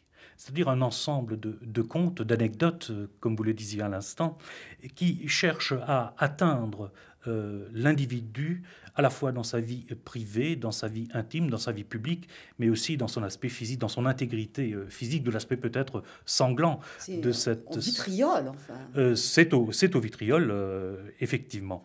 Et le sieur de Sancy sort complètement démoli, si je peux m'exprimer de cette façon, de cette entreprise, puisqu'il apparaît comme le type même de celui qui s'est converti 2 fois par opportunité, celui qui a parjuré, celui qui a trahi à la fois son parti, ses compagnons et le roi, et ainsi de suite. Et comme un violeur, un assassin. Oui, l'image que d'Aubigné donne de Sancy est en ce sens particulièrement odieuse, puisqu'il le représente comme quelqu'un qui a tué des protestants de sa propre main pour sauver sa vie au moment de la Saint-Barthélemy à Orléans. Il a en outre violé la femme de son hôte qui lui avait porté protection. Il a fini par tuer son hôte qui demandait son indulgence et sa protection. Enfin, une série d'horreurs qu'on ne conçoit plus peut-être de nos jours. Qui était probablement vrai d'ailleurs. Et qui était probablement vrai d'ailleurs. Pour dire les choses. Oui, d'ailleurs, nous avons des textes qui attestent la vérité d'un certain nombre d'accusations d'Agrippa d'Aubigné, et ces accusations ne devraient pas être trop rapidement mises sur le compte du pamphlet, d'une sorte d'imagination peut-être un peu malsaine. Mais il y a des textes, des documents d'époque qui montrent la véracité de ce qui est advenu. Quel était l'état, au fond, de la censure à l'époque? Qui étaient ces censeurs qui brûlaient les textes? Le pamphlet se heurte évidemment à la censure, on se l'imagine bien, et ça de tous les temps. Il se trouve que la censure existait pour toute production littéraire, et non seulement littéraire, mais aussi théologique ou politique du XVIe siècle, mais le pouvoir avait évidemment un œil tout à fait particulier sur ce genre de littérature de propagande, de littérature engagée, de combat, et nous connaissons toute une suite, une série d'arrêts, de décrets émanant de la part du roi, depuis François Ier jusqu'à Henri IV, qui interdisent en permanence la publication de ce genre d'écrits, qui en demandent la confiscation. On en arrive à brûler les œuvres, on bannit les écrivains lorsqu'on les trouve, ce qui n'est pas toujours le cas, on les met en prison, etc. Il y a tout un système, disons, répressif qui est mis en place, qui se voudrait extrêmement efficace, mais évidemment, il y a toujours des pamphlets qui arrivent à passer à travers les mailles du filet. Cela est bien clair. Alors, ils circulent comment, ces pamphlets? Oui, alors les pamphlets, comment circulent-ils? Nous en savons relativement peu sur cette question. Il y a bien sûr la voie normale du libraire, qui peut toujours écouler sous le manteau un certain nombre de produits. Il y a évidemment aussi le pamphlet qui vient de l'extérieur, de l'étranger. Et il y a l'organisation de véritables réseaux de pamphlets qui viennent notamment d'Allemagne, de la Suisse, des Pays-Bas, qui inondent en permanence le marché français, soit par les voies du colportage. Il est arrivé de cacher des pamphlets au fond de tonneaux, de sacs de farine, pour envahir littéralement le royaume de France de ces écrits, qui étaient d'ailleurs fortement prisés. Il y a là certainement un regard tout à fait cinglant et une manie tout à fait chirurgicale pour découper, allais-je dire, ou dépeser son adversaire. Et je citais tout à l'heure le cas du sieur de Sancy, mais on pourrait prendre l'exemple très connu d'Henri III dans Les Tragiques, ou également le personnage d'Henri IV, à qui d'Aubigné n'a jamais pardonné son abjuration de 1573, et qui a fini par signifier pour d'Aubigné le modèle même de celui qui abjure et qui trahit la cause des siens. Alors voici un exemple des propos qu'Agrippa d'Aubigné prête au sieur de Sancy. Je remercie monsieur le convertisseur et, prenant son propos, lui dit « Je vous ai dit ces choses comme en confession. Je vous recommande mon honneur. Mais pour vous montrer que vos enseignements sont semés en bonne terre, tant s'en faut que je me veuille embrainer de l'amitié des affligés. J'ai appris de M qu'il faut manger les viandes lorsqu'elles sont mortifiées et profiter sur les hommes quand ils sont attendris par leur misère. Et à ce propos, je vous conterai un brave trait que je fis à ma seconde conversion. Nous étions à Orléans, l'abbé et moi, quand le massacre se fit. L'abbé me conseille de sortir en rue, l'épée à la main, et faire le massacreur pour sauver ma vie. Voyant que ce conseil avait succédé, et que pour avoir mis mon épée dans le corps d'un pauvre chevalier mort, j'étais le bienvenu parmi les tueurs, il me va souvenir d'un sire à qui je devais encore ma nourriture de 4 mois. Je m'en vais à sa porte avec d'autres compagnons. Ce bonhomme était à genoux en sa chambre, se préparant à la mort. Quand il ouït ma voix à la porte, où il courut soudain, me reçut plein de joie et s'écria, tournant les yeux au ciel, « Oh Dieu, tu m'as envoyé cet ami comme un ange pour me secourir en mes peines. » Ce fut bien pour l'en ôter, car je lui fourre quand et quand mon épée dans le corps et le fis bien achever. Je sauvai la vie à sa femme, qui fut accoutrée par moi, et avec les autres compagnons qui me la tenaient.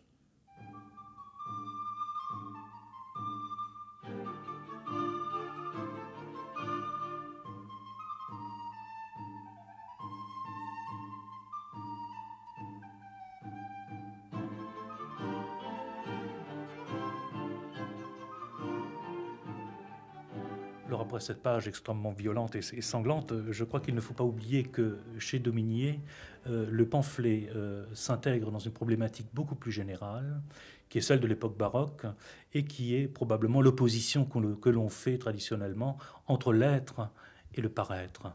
Et un des objectifs fondamentaux d'Agrippa d'Aubigné dans ce pamphlet est de pourfendre le paraître, en d'autres termes, de faire tomber les masques, de révéler les personnes dans ce qu'elles sont authentiquement dans leur être, fait de vanité, de méchanceté, de viol et de mort, comme nous l'avons vu, afin de donner à lire, je dirais, le monde à l'endroit. Alors, est-ce qu'au fond, le pamphlétaire, je dis ça en général, mais évidemment très particulièrement pour Agrippa d'Aubigné, n'est pas fondamentalement un moraliste? Il y a très certainement chez d'Aubigné une part de moraliste. Nous avions évoqué tout à l'heure les enjeux idéologiques du texte. Il est clair que d'Aubigné est, au sens plein du terme, de ce point de vue, un protestant. Quelqu'un qui engage une sorte de protestation, qui consiste à être un témoin de la vérité, de ce en quoi l'on croit, sans compromis ni compromission, afin de pourfendre l'ennemi et de faire régner la vérité. Et je pense que de ce côté-là, il y a très certainement des options sur le bien, des options contre le mal qui sont du ressort du pamphlétaire. Gilbert Schrenk, quand on pense à l'histoire littéraire du XVIe siècle, on se réfère à Rabelais, Ronsard, on passe directement à d'Aubigné ou Montaigne, comme s'il ne se passait pas grand-chose entre le début et la fin du XVIe siècle.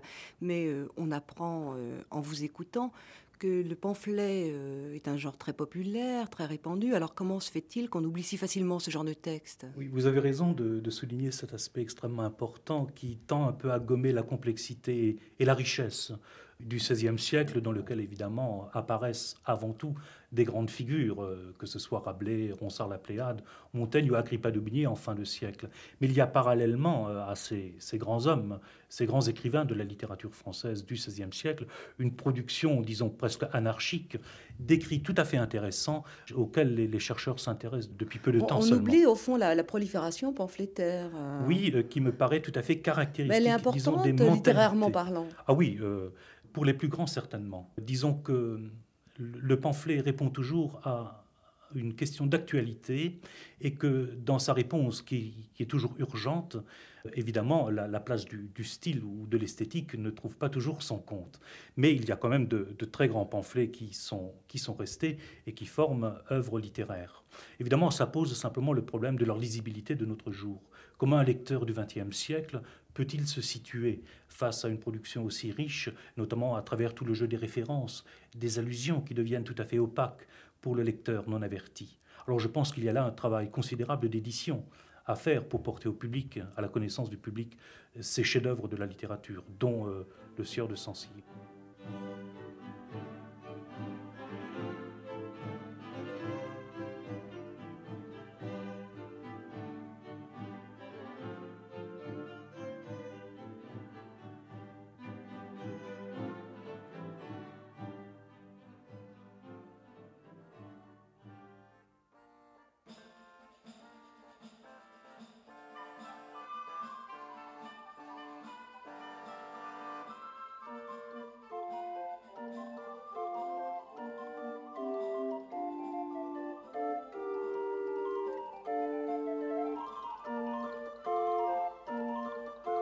Marie-Madeleine Fragonard, Agrippa d'Aubigné était, à ses propres yeux, un personnage mythique.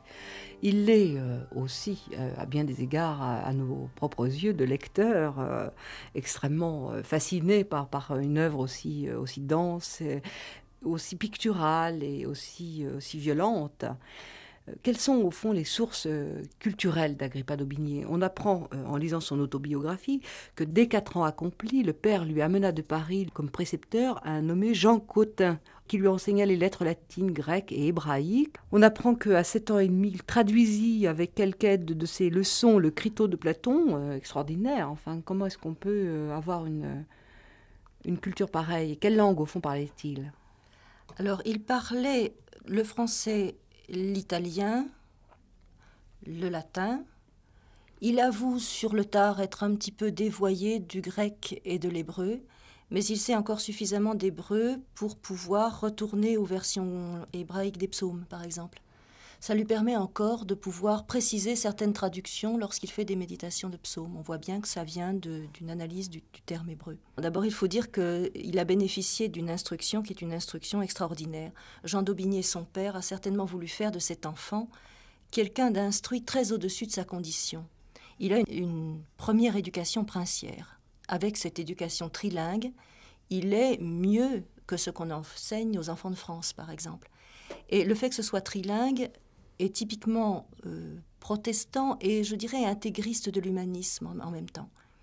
De surcroît, ce Jean Cottin est quelqu'un d'extraordinaire, donc qui non seulement a une méthode d'éducation peut-être un peu brutale, mais tout à fait radicale, c'est aussi un anabaptiste. Ce qui laisse à penser que Agrippa d'Aubigné baigne dès l'origine dans une sorte de mélange curieux de culture antique, de culture hébraïque, donc fondée sur la Bible, et en même temps d'interprétations qui sont toujours des interprétations très, très violentes, très personnelles de ce monde religieux qui n'est pas pour lui un monde mort ou un monde d'apprentissage, mais un monde pour lequel on se fait brûler, comme Jean Cottin. Jean Cottin s'est fait brûler alors? Oui, pour un anabaptisme en 60 à Rouen. Alors à 7 ans et demi, donc effectivement, il traduit Platon avec quelque aide, dit-il tout de même.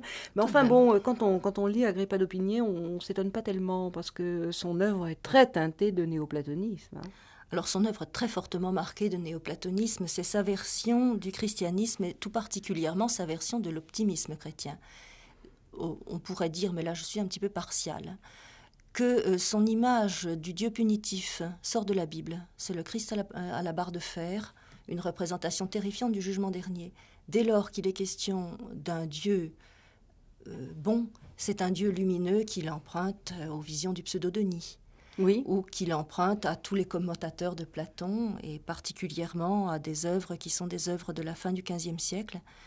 En particulier, il me semble qu'il s'est beaucoup inspiré d'un texte du De Harmonia Mundi, c'est-à-dire de l'harmonie du monde, de François-Georges de Venise, qui est une synthèse néoplatonicienne extraordinaire, avec un petit peu d'hermétisme. Donc d'Hermès Trismégiste, pour être tout à fait précis, pour ne pas faire confondre l'hermétisme et l'initiation. Cette culture-là, il la doit bien sûr à Platon directement, comme vous le voyez, mais aussi beaucoup à l'atmosphère de la cour de France. À force de voir d'Aubigné comme un prophète de l'Ancien Testament et le voir grand vieillard consacré à la théologie, on oublie que pendant quelques années, il a été avec Henri IV, enfin avec Henri de Navarre, à la cour de France, sous Charles IX et sous Henri III. Lorsque Henri de Navarre était prisonnier, ses serviteurs avec lui ont fréquenté la cour et les instances culturelles de la cour. Or, il y a une académie du palais qui est un des hauts lieux du néoplatonisme et de toutes les formes les plus intelligentes du savoir de ce temps-là, qui est fondamentale à la fois pour nous expliquer ce qu'il y a de solaire dans les métaphores, mais aussi ce qu'il y a de lien entre l'écriture, la peinture, la musique. On ne sépare pas la vie artistique en différentes sous-parties, on est qualifié en tout. Lorsque d'Aubigné écrit des psaumes en vers mesurés, c'est-à-dire rythmés, il les écrit pour qu'ils soient mis en musique, directement pour un musicien. Et lorsqu'il écrit les tragiques, ses visions sont très souvent des peintures plus ou moins démarquées. Ah, tout à fait, oui. On croit effectivement que l'organisation picturale est une manière de représenter le vrai, non pas le réel. Le réel, ça se décrit avec beaucoup de massacres. Oui, c'est une écriture mais visuelle. L'allégorie est forcément visuelle et forcément bien meilleure qu'une écriture qui serait simple reportage, description de ce qu'on voit. La Donc, réorganisation picturale. Une grande prégnance de la peinture sur la littérature. Il y a une très grande prégnance de la peinture sur la littérature, à la fois sous ses aspects mythologiques, parce qu'il n'ignore pas cet aspect-là, et sous le simple fait qu'on considère que la vue est le meilleur de tous les sens, et que par conséquent, si on se fie à une intuition visuelle, on se guide vers une pensée qui est meilleure. Dieu est un œil tout voyant, et par conséquent, ce qu'on se donne à penser, c'est d'abord ce qu'on se donne à voir, avec toutes les nuances du voir directement, sensuellement, et voir concevoir, ou voir pour nous imaginer, c'est-à-dire pour lui avoir des visions, pour garder le terme tout à fait XVIe siècle. Alors on pourrait aussi parler de l'aspect latin, au fond, de l'œuvre d'Agrippa d'Aubigné. Qu'en est-il, au fond, de la grande épopée latine chez Agrippa d'Aubigné ?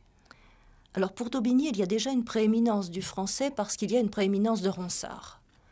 Et que les combats de Ronsard ont déjà gagné à la langue française une dignité à la condition expresse que ce français s'inspire directement des œuvres antiques, c'est-à-dire qu'on récupère au français tout ce qui a fait la splendeur de la latinité. Alors d'Aubigné, qui est un disciple de Ronsard et ne s'en cache pas du tout, a gardé cette même représentation d'une écriture de dignité qui doit venir de l'épopée ancienne, enfin du poème héroïque, très ouvertement. En fait, ces modèles ne sont pas exactement quand même ceux de Ronsard. Ça n'est pas Virgile et ça n'est pas vraiment Homère. Mais pour résumer, ce sont les épopées antiques qui sont les moins aimées, celles qu'on trouve toujours boursouflées ou un petit peu étonnantes. C'est Lucain, par exemple, la Pharsale, l'épopée de la guerre civile. Et pour lui, c'est tout à fait important, parce qu'il retrouve dans ces textes-là des problèmes qui sont très proches de ce qu'il vit. Comment représenter, avec un langage de très haute splendeur, enfin un langage qui soit le plus beau qu'on connaisse, quelque chose qu'on vit simultanément, qui ne soit pas des dieux lointains, qui ne soit pas un récit cosmogonique, qui soit proche, historique, vrai des deux manières. Je vous disais tout à l'heure, il y a plusieurs niveaux de visuel, il y a aussi plusieurs niveaux de vérité. Il y a dire qu'on se bat quand on se bat, et il y a le traduire dans des notions de vérité en termes surnaturels, donc héroïque, en poème héroïque. Et comme le latin était donc la langue des érudits de l'époque, la langue de la République des lettres, le français de d'Aubigné est un français d'invention. Ah, il a un français extraordinaire. Il y a quand même un côté comme ça, autodidacte chez les poètes français de l'époque. L'autodidacte s'aperçoit surtout dans le fait que la notion de convenance n'est pas encore très très clairement posée. Voilà. Dans la mesure où il décrit le poème héroïque comme quelque chose qui doit être une mer dans laquelle convergent tous les fleuves, le poème héroïque peut contenir tous les styles. Et par conséquent, intégrer à la fois des termes très vulgaires, macro et putain, passe à la rime s'il le faut, ou des termes très savants. Le précepteur tout à l'heure qu'il nommait Astorge, traduit par impiteux, effectivement sans pitié, c'est un terme qui va directement au grec. Oui. Donc on peut le faire coexister dans le même poème. Et on invente des rapports absolument inédits entre des mots qui sont de provenance tout à fait surprenante, qui ne devraient pas se trouver là en même temps. Et on a remarqué que dans le texte de d'Aubigné, il y avait à la fois des archaïsmes et des termes d'un modernisme radical tout à fait XVIIe siècle. On serait surpris de trouver dans le langage d'Aubigné des traces du langage de la coquetterie, de l'élégance, du costume. La poudre de muscadin, qui a un parfum 18e et qui est déjà un accessoire. La langue des modernes, coquet, quoi. Enfin, des gens qui sont il a à la plusieurs vocabulaires, plusieurs registres lexicaux. Alors, il a plusieurs registres lexicaux, il a plusieurs styles, il a aussi plusieurs cultures, plusieurs références culturelles qui sont complètement hétérogènes. Enfin, Hannibal, Origène, Platon, le Christ, Saint Paul. C'est extraordinaire. Parce que regardez, passer effectivement les notes qu'on peut mettre sur son texte, on a l'impression d'une grande convocation culturelle extraordinaire. Oui. Et c'est vrai que plus on cherche, plus on retrouve de ces rencontres étonnantes. Il a donc comme fond global une culture humaniste très poussée, plus une culture biblique très poussée. Ça suffit déjà pour définir un horizon mental très riche, dans la mesure où il réunit là deux mondes qui n'étaient pas réunis chez Ronsard. Et puis, ce qu'il y a d'important, c'est qu'il arrive à brasser le tout avec une force suffisante pour qu'on ne voit pas les collages, c'est-à-dire pour que son imaginaire personnel soit assez fort pour réunir dans des vers côte à côte des images qui proviennent des psaumes et des images qui viennent de Lucain. Vous preniez la référence à Hannibal, qui est donc le début des tragiques. Dans ce tout début des tragiques, on voit en très très peu de vers passer plusieurs modèles de littérature ou de références littéraires. Et dans les 30 premiers vers, en gros, se résume tout cet univers-là. Et tout cela est repris dans ce seul personnage dénonciateur à la première personne, qui représente donc, en termes stricts d'analyse littéraire, quelqu'un qui n'est pas d'Aubigné, qui est doté de propriétés qui ne sont pas humaines, mais qui, à cause de la première personne et de certains épisodes de l'ensemble des tragiques, ressemble à une forme de mythe personnel d'Aubigné dans ce qu'il connaît d'expérience, ses batailles effectives, mais aussi une sorte de personnage aux dimensions d'un dieu qui pourrait être littéralement doté de toutes les propriétés, de tous les héros, de la résistance, de la force, de la violation, de l'initiation. Le plus beau mythe aussi, c'est celui de Prométhée. Entre Prométhée et le Christ, il y a une sorte de jeu de personnes dénonciateurs extraordinaires. Donc il se démultiplie jusqu'à être Dieu lui-même, d'une certaine manière. Parce que parfois, il a le point de vue de Dieu dans les tragiques.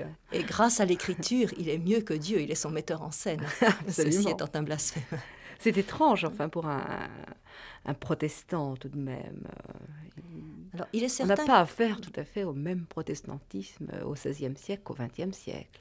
Il est certain que même pour l'époque, il est extrêmement hardi en écriture, au sens où cette mythologie personnelle est assez peu fréquente à l'intérieur des poèmes protestants. Mais par ailleurs, il ne faut effectivement pas confondre la Réforme avec le protestantisme d'après le XIXe siècle. La Réforme française est calviniste en dominante, Cela veut dire qu'elle en a pris quelques dogmes. Et pour Daubigné, la prédestination est un dogme qui organise son chant en deux mondes. Le structure complètement. Ça le structure tout à fait, dans un monde binaire des bons et des réprouvés. Là, il ne négocie pas avec le calvinisme. Mais pour autant, il n'écrit pas uniquement ce que Calvin a dit ou ce que Calvin aurait voulu. La Réforme française est riche de toutes sortes d'expériences parallèles à celles de Calvin, toutes sortes de personnalités aussi. Et lorsqu'ils écrivent, ils ont ce cumul entre l'expérience ronsardienne, hellénique, mythologique, qui fait que leur doctrine est prise dans un code d'écriture qui dépasse complètement le strict exposé doctrinal un peu froid. Et puis, il faut bien dire qu'ils se battent et que pour eux, la plume est une des variantes de la bataille. Donc ça ne peut pas être froid, ni guindé, ni être un traité. Alors, puisque ce poème, puisqu'on est dans les tragiques, et qu'au fond c'est une entreprise de 40 ans, est-ce que les lectures religieuses ultérieures de Daubigné, les lectures de l'âge mûr, vont apporter du nouveau, du sang nouveau dans ce poème et dans l'œuvre de Daubigné? Alors on ne sait pas exactement ce que les lectures ont pu apporter au tragique, puisqu'on ne sait pas les étapes de composition. Nous en sommes navrés et nous ne cessons de le déplorer de toutes les manières. Mais on sait qu'il a fait tardivement beaucoup de lectures théologiques, en particulier en 1586, où il pense, dans un moment de désespoir contre Henri de Navarre, qu'il pourrait peut-être se convertir lui aussi, avant Henri de Navarre, pour voir si on ne pourrait pas cesser cette comédie d'un faux protestantisme comme celui de la cour de Navarre. Alors il revient après quelques lectures à un protestantisme pur et dur qu'il ne quittera plus jamais. Mais enfin, cette année-là, il a beaucoup lu. Et puis il lit ensuite beaucoup parce que lorsqu'on arrête de se battre, la controverse remplace la bagarre. C'est-à-dire qu'on fait des rencontres entre des pasteurs et des ecclésiastiques. Et lui-même a participé. Le débat remplace le combat. Le débat remplace le combat avec des règles du jeu extrêmement voisines. Enfin, c'était tout de même nettement moins dangereux. Et on débat devant des gens qui pensent à se convertir. Donc il y a bien un enjeu, les spectateurs sont hésitants. Celui qui gagne emporte l'âme du spectateur. Et il y a participé, lui aussi, contre Duperron, qui est une de ces bêtes noires, qui est certainement à la cour de France sous Henri IV, l'évêque le plus intelligent, le plus brillant, le plus remarquable, dont il est bien obligé de reconnaître que c'est l'homme le plus brillant, le plus remarquable du catholicisme qu'il connaisse.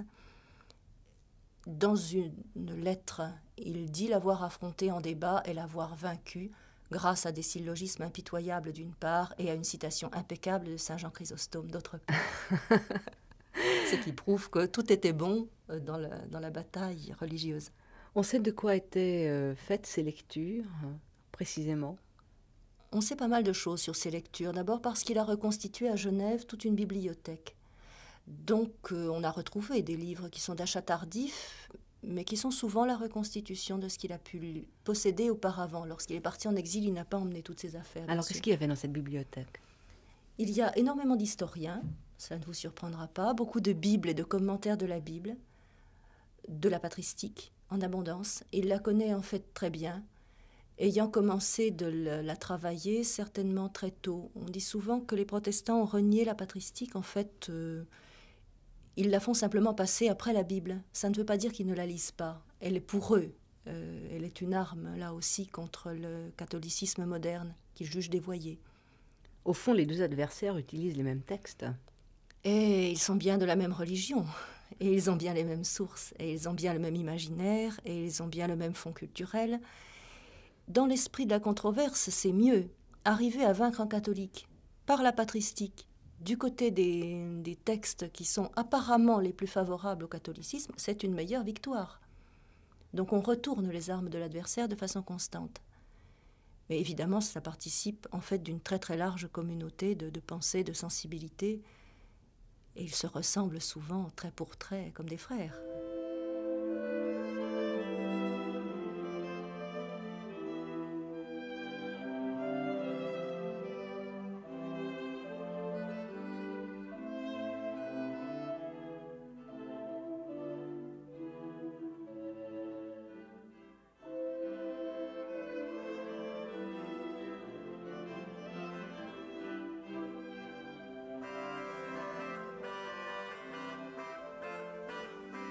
Franck Lestringant, on peut peut-être parler du thème prépondérant, puisque c'est tout la fin des tragiques, de la résurrection chez Agrippa d'Aubigné.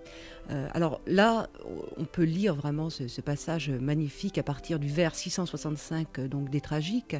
La terre ouvre son sein du ventre des tombeaux, naissent des enterrés les visages nouveaux, du pré, du bois, du champ, presque de toute place sortent des corps nouveaux et les nouvelles faces.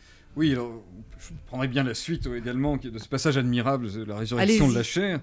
Donc il se trouve dans Jugement au vers 665 et suivant. Ici, les fondements des châteaux rehaussés par les ressuscitants promptement sont percés. Ici, un arbre sent des bras de sa racine, grouiller un chef vivant, sortir une poitrine. Là, l'eau trouble bouillonne, et puis s'éparpillant, sent en soi des cheveux et un chef s'éveillant. Comme un nageur venant du profond de son plonge, tous sortent de la mort comme l'on sort d'un songe. C'est magnifique. C'est magnifique et en même temps, c'est une apocalypse. Quelle énergie tout de même. Alors, je crois que le tour de force de d'Aubigné, parce que c'est un tour de force, c'est de nous faire assister à la résurrection des morts comme si nous y étions, hein, en employant le présent, direct, oui. Hein, le présent de l'indicatif, en évoquant donc un tableau extrêmement concret, extrêmement pictural. Hein. C'est ce qu'on appelle en rhétorique, vous avez employé le mot d'énergie, mais c'est exactement ce qu'on appelle l'énergie ou l'énargueia. C'est-à-dire c'est tout l'ensemble des procédés par lesquels on essaye de mettre devant les yeux du lecteur, de représenter, mais alors en prenant le mot représenter au sens étymologique, au sens fort du terme, et c'est pour ça que vous avez tous ces déictiques, tous ces locatifs, ici, là, tantôt, et on a l'impression effectivement de voir dans ce morcellement de détails une tête qui sort du tronc d'un arbre, et des cheveux qui sortent de l'eau. Hein. L'eau sent en elle des cheveux qui s'éveillent. Hein. Donc le filet des eaux devient une chevelure, et cette chevelure prend forme de tête, et cette tête devient un corps, etc. C'est construit comme un film d'épouvante. Tout à fait, oui. Et, on voit morceau par morceau. Donc, c'est une vision qu'on peut qualifier, bien sûr, de baroque. Hein, ça serait un lieu commun. Mais on assiste donc, moment par moment, à cette métamorphose, à cette transformation de la nature, de cette nature morte, ce monde qui est mort, c'est le jour donc du jugement, et de ce paysage de mort, de ce paysage infernal, naît une nouvelle vie, naissent des corps qui sont régénérés, qui ont été régénérés à travers cette mort. Et la mort ici est comparée à un songe, c'est évidemment une image assez traditionnelle, mais qui est ici en quelque sorte retournée. Ce n'est plus le songe qui est comme une mort, mais la mort qui n'est qu'un songe, et au-delà de laquelle on retrouve la vie, et on retrouve la vie en chair et en os. Cette vie et l'autre vie, bien sûr, la vie éternelle, mais conformément, bien sûr, au dogme chrétien, cette vie est une vie où l'homme retrouve son corps, un corps jeune, un corps régénéré, qui... Nous retrouverons donc dans la peau de gens de 33 ans, puisque c'est l'âge parfait, c'est l'âge où le Christ est mort sur la croix, et comme le dit d'Aubigné, c'est l'âge probable auquel nous ressusciterons. Quelle est la différence entre le martyrologe protestant à la d'Aubigné et un martyrologe catholique, par exemple ? Il y a une distinction de personnes, d'abord, parce qu'au moment même où les protestants dressent leur martyrologe, dressent leur liste de martyrs, les catholiques en font autant. Il y a des martyrs de la Réforme, hein, et notamment les jésuites qui sont les soldats de la Contre-Réforme, tombent tantôt victimes de la Contre-Réforme, comme en Angleterre, c'est le cas en Angleterre, où des jésuites sont suppliciés au moment du complot des poudres au début du XVIIe siècle, mais c'est le cas aussi des jésuites qui vont prêcher, qui vont en mission au Japon, en Extrême-Orient ou en Amérique, au Brésil, et qui sont là aussi suppliciés. Donc on a des martyrologes concurrents, en quelque sorte, qui s'élaborent au même moment. Alors ce qui va faire à la fois le martyr et le ressuscité, c'est évidemment, ce n'est pas la peine, mais c'est la cause. Alors voilà, ça c'est une distinction très importante, bien sûr, parce qu'il ne suffit pas de mourir dans des tourments spectaculaires pour être déclaré martyr. Encore faut-il mourir pour la bonne cause. Il faut mourir pour la bonne cause. Alors ça, c'est une notion très importante, qui est une notion très ancienne, qui est une notion augustinienne, absolument. On retrouve l'adage ce n'est pas la peine, mais la cause qui fait le martyr. Cet adage, on le retrouve à des dizaines et des dizaines de reprises chez saint Augustin. Et ce passage vise à condamner les donatistes. Les donatistes qui sont des schismatiques du temps de saint Augustin et qui, par leur mort spectaculaire, ils se jetaient par exemple du haut des églises, hein, en foule parfois, et par leur mort, ils prétendaient justifier leur cause. Or, la mort elle-même, le tourment lui-même, ne justifie rien. Vous pouvez mourir, vous sacrifier avec des démonstrations de constance, de vertu, d'héroïsme, ça ne sert strictement à rien. Encore faut-il mourir pour la bonne cause. Et pour mourir pour la bonne cause, il faut faire partie de l'Église. Alors, tout dépend de ce qu'on appelle l'Église. Pour les catholiques, l'Église, c'est bien sûr l'Église romaine, sous l'autorité du pape. Et pour les protestants, l'Église, c'est le contraire, c'est l'Église invisible de Christ, dont nous sommes tous membres, et le pape étant au contraire l'antéchrist. Donc, il faut appartenir à l'Église, il faut jusqu'au bout prononcer la vérité, prononcer la parole, prononcer son adhésion à l'Église et proclamer cette vérité de l'Église jusqu'au terme. C'est cela la cause. Mais là, on assiste, du côté protestant, à une inflexion du sens du mot cause. La cause, au sens juridique du terme. On est bien sûr dans une scénographie judiciaire. Oui. Gisèle Mathieu-Castellani l'a bien montré. Les tragiques, il y a bien sûr cette référence au théâtre, cette référence théâtrale, mais cet échafaud, cette scène sur laquelle se joue le spectacle, c'est également la tribune d'un tribunal. On a donc une double métaphore, le théâtre et une audience de tribunal. Et la cause est à entendre au sens juridique. Si votre cause n'est pas bonne, quoi que vous fassiez pour vous défendre, vous ne vous défendrez pas, vous ne serez pas sauvé, vous ne serez pas absous. Mais on assiste à un glissement de ce sens du mot cause vers la cause avec un grand C, la cause huguenote, ce qu'on appelle aujourd'hui la cause, parfois avec un petit sourire. Il existe encore aujourd'hui un périodique qui s'appelle Les Nouvelles de la Cause, je crois bien. Oui, tout à fait. Donc, la cause individuelle, donc cette cause juridique qui sauve l'individu, qui garantit en quelque sorte l'authenticité, la validité de son martyre, devient la cause pour laquelle l'Église protestante combat justement l'Antéchrist, combat l'Église de Rome. Babylone. Voilà, Babylone, la nouvelle Babylone, l'équivalence, l'identification de Babylone, la Babylone qui est évoquée dans l'Apocalypse, la grande prostituée de Babylone, l'identification de Babylone à la Rome de la Renaissance est proposée par Luther, et ensuite c'est une constante du discours polémique protestant en temps des guerres de religion. C'est une apocalypse, au fond, le texte de d'Aubigné. Alors le texte de d'Aubigné, absolument, est une apocalypse. Tout le livre, donc, converge vers ce champ ultime qui s'appelle jugement, qui est le jugement dernier. Tout le poème s'achemine avec des annonces successives, des prédictions successives vers ce terme qui est aussi le terme de l'histoire humaine, qui est le terme du monde, et qui est l'Apocalypse, avec le jugement des vivants et des morts. Et on peut dire en ce sens que les tragiques sont quelque chose comme le chant de l'imminence divine. Dieu va venir, et dans le passage que nous avons lu aujourd'hui, Dieu vient régner, Dieu est là. D'Aubigné fait comme si Dieu arrivait. Il anticipe en quelque sorte de ses vœux ce jugement final qu'il prévoyait dans 50 ans après la publication des Tragiques. Mais ce jugement, selon lui, est déjà arrivé lorsqu'il écrit. Il est transporté en quelque sorte, et il arrive à transporter le lecteur par tous ces artifices qu'on a évoqués tout à l'heure, ces artifices de l'Energeia, au moment où Dieu vient sur la terre, où le Christ revient sur la terre pour prononcer le jugement dernier. Il s'agit quand même d'une fable mystique. Est-ce qu'il y a un mysticisme protestant chez d'Aubigné ? Alors, il y a certainement... Le poème se termine avec une extase extraordinaire. On pourrait presque dire que c'est du Sainte Thérèse d'Avila. Enfin, c'est... Effectivement, les derniers vers qu'on pourrait relire peut-être, le cœur ravi se tait, ma bouche est sans parole, tout meurt, l'âme s'enfuit, et reprenant son lieu, extatique se pâme au giron de son Dieu. Cette rhétorique de l'extase est tout à fait comparable à ce qu'on trouve chez Jean de la Croix ou Sainte Thérèse d'Avila, avec une rhétorique oxymorique, c'est-à-dire des termes qui se contredisent, l'emploi de termes contradictoires, des désirs sans désir, au désir sans absence, des fleurs qui sont odorantes mais sans parfum. Donc une rhétorique de l'ineffable en quelque sorte qui permet... Et du silence. Et du silence, oui, puisque ce sont les derniers vers du poème. Alors un poème très abondant, un poème qui fait quand même près de 7000 vers, 7 ou 8000 vers, et qui aboutit à ce silence. L'état auquel d'Aubigné nous convie et nous invite, finalement, c'est un état de silence. Alors cette extase qui conclut le poème, qui est le seuil qu'on atteint enfin après les tribulations des 7 livres. Le seuil ineffable. Le seuil ineffable est annoncé à plusieurs reprises au cours du poème. Dans ces passages de songes, on a des songes qui ponctuent le déroulement des tragiques. Alors le songe qui permet au prophète, qui est d'Aubigné est autant ou plus un prophète qu'un poète, enfin il est poète-prophète au sens déjà de Ronsard, un vates au sens latin, ce prophète serait incapable de voir au-delà des autres hommes s'il en restait au niveau terrestre, s'il restait homme parmi les hommes, s'il restait témoin parmi d'autres témoins. Et il lui faut se transporter au ciel. Et il se transporte au ciel par le songe, par le ravissement, et notamment par ces 2 simulacres de mort qu'il lui a été donné de vivre. Il a été 2 fois blessé grièvement, en 1572, après la Saint-Barthélemy, dans une auberge de Beauce, où il a été pris dans un guet-apens, et en 1577, lors du combat de Casteljaloux, on le laisse pour mort sur le champ de bataille. Et ces deux agonies qui ne sont pas simulées, sont en quelque sorte une épreuve de la mort. Et par là même, d'Aubigné rejoint d'une certaine manière le statut des martyrs.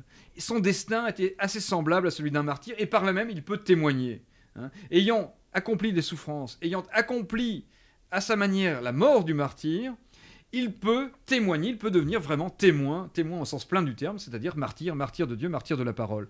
Alors on voit, il y a donc toute une composante mystique, on peut qualifier de mystique, dans les tragiques, à côté de sa composante polémique, satirique, sa composante militante en quelque sorte, au service de la cause. Il y a cette composante mystique qui est parfois en décalage par rapport à l'autre composante. Le problème se pose de savoir si le combat à mener se déroule sur la terre ou au ciel. En fait, il n'y a pas de solution de continuité entre la terre et le ciel. Il y a une sorte de va-et-vient entre l'ici-bas et l'au-delà, entre le domaine où Satan exerce son empire, qui est le domaine de la terre, le domaine sublunaire, le domaine terrestre, et le domaine céleste, où par intermittence, l'âme du poète est conviée et quitte à ce moment-là son corps, se sépare de sa moitié. L'âme et le corps sont comme les 2 membres du couple. La partie femelle, la partie féminine étant bien sûr le corps, la partie inférieure, comme dit d'Aubigné, et la partie masculine étant l'âme. Et alors l'homme quitte souvent son épouse au cours de ce trajet, de ce voyage auquel nous invitent les tragiques. Alors, moi, ce qui me surprend, c'est qu'on a là quand même une thématique très catholique à l'intérieur de ce protestantisme très violent, très fort, très affirmé. Alors, bien sûr, il y a des contradictions chez d'Aubigné, et il y a peut-être le retour d'un refoulé, c'est un peu ça que vous voulez dire. Oui, peut-être, mais en même temps, il y a une proximité historique encore. Il y a une proximité historique, bien sûr. Le temps n'a pas encore fait son œuvre, donc c'est très marqué aussi par les thèmes catholiques. La Réforme est très proche de ses origines, évidemment. La Réforme n'a qu'un demi-siècle au moment où d'Aubigné commence à écrire. Et les protestants sont une minorité en France qui sont en quelque sorte contaminés par toute cette conception du sacré qui les entoure, qui est la conception dominante des catholiques, qui sont très largement dominants en France. Contamination aussi par des formes de pensée hétérodoxes, qui sont rejetées d'ailleurs aussi bien par les catholiques que par les protestants. Je pense à l'anabaptisme, par exemple. Je pense au millénarisme, qui est tout de même une doctrine hétérodoxe, et même le mysticisme dont on a parlé tout à l'heure n'est pas reçu également par tous les pères de l'Église et par les autorités ecclésiastiques de Rome ou de la Sorbonne, au temps où d'Aubigné écrit. Donc on a quelque chose de composite parce qu'on pense par exemple à l'influence d'un Plotin dans cette affaire. Bien sûr, il y a Origène, il y a Plotin, il y a Georges de Trébizonde, il y a Georges de Venise, il y a Guillaume Postel qui est un illuminé, qui s'était rebaptisé René Cain, qui était le nouveau Cain, destiné à sauver l'humanité, comme le Christ avait été le nouvel Adam, lui était le nouveau Cain. Et Postel a été l'ami d'Aubigné. D'Aubigné a assisté Postel lors de son agonie, ce qui est tout à fait singulier. Donc d'Aubigné fait bien passer le message de la Réforme, si vous voulez. C'est un calviniste sincère, pur et dur, enfin intransigeant et intolérant. Mais dans son poème, il y a bien autre chose aussi. Ce qui fait peut-être l'intérêt de d'Aubigné aujourd'hui, c'est cette théologie qui est tout à fait composite, cette théologie bricolée en quelque sorte, oui, où se rassemblent les apports les plus hétérodoxes de son siècle. Dans ce poème, il y a toute une description du ciel, puisque au fond, Franck L'Estringant, la résurrection des morts se passe à la fois, comme vous dites, sur terre et au ciel. Il n'y a plus de clivage entre les deux. Comment il est le ciel chez d'Aubigné? Ce ciel fait penser tout à fait aux gloires baroques. Enfin, on pense aux gloires jésuites. Tout à fait. On pense étonnant, au paradis du Tintoret, enfin du Palais des Doges à Venise, par exemple. C'est un ciel très baroque, avec ses légions d'anges, avec cette lumière éblouissante. La seule chose peut-être, c'est qu'il n'y a pas d'espace très bien représenté. Il y a un certain flou artistique, si je puis dire. Mais ce ciel, dont d'Aubigné dit, par exemple, le ciel n'est que rayon tant il est semé d'anges, C'est un vers tout à fait extraordinaire, tout à fait baroque comme esprit, et qui renvoie à une esthétique qu'on pourrait qualifier de la contre-réforme, une esthétique plutôt catholique que protestante. C'est un vers tout à fait singulier dans une œuvre comme les tragiques.